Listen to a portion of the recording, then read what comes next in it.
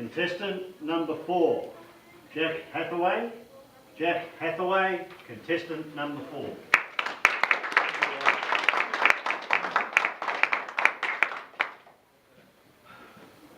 Well, here I am, up here evaluating Nicole, talking about the future.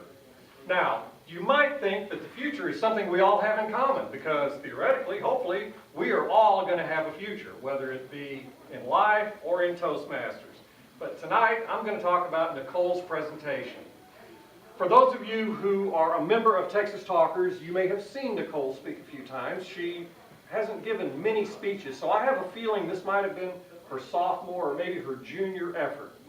But she did pick a topic that everyone should have an interest in. And when you're going to present in Toastmasters, it's a very good idea to talk about something that everyone can relate to. And Nicole did that tonight. The vocal variety was good. She had lots of gestures. Some of them tended to be a little bit repetitive, but they were effective, particularly as she progressed through the speech. There were a few things that I did have a concern with. She had some movement, but it all tended to generate from right here and kind of moved in a circle. And whenever you're going to give a presentation in Toastmasters, and particularly if you have a stage this size, you need to do two things. You need to move, and you need to move with purpose.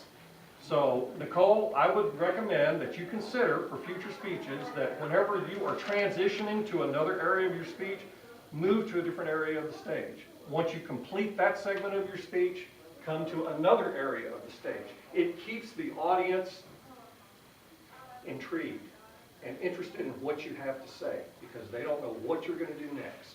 So I would recommend that you keep that in mind for future reference. The other recommendation that I would have is that you try to avoid the use of notes, like I just did. As you progress in Toastmasters, as you go through the speeches, you will see in your manuals that they recommend that you avoid the use of notes. And you did have to rely on your notes a number of times tonight. So I would suggest that for future presentations you do a little more memorizing, and not memorize it word for word, but create an outline and memorize segments of the speech. Because if you memorize word for word and you forget something, well, that's going to make it really difficult. The other thing I noticed was when you began your speech, and you had a great opening, you started with a question, but before you asked the question, you said, yeah, and then started your speech. And then when you ended your speech, you ended with, yeah.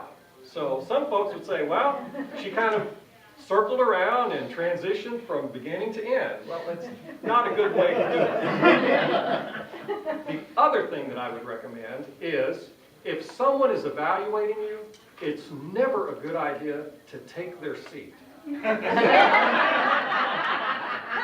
in mind for future speeches, Nicole. This is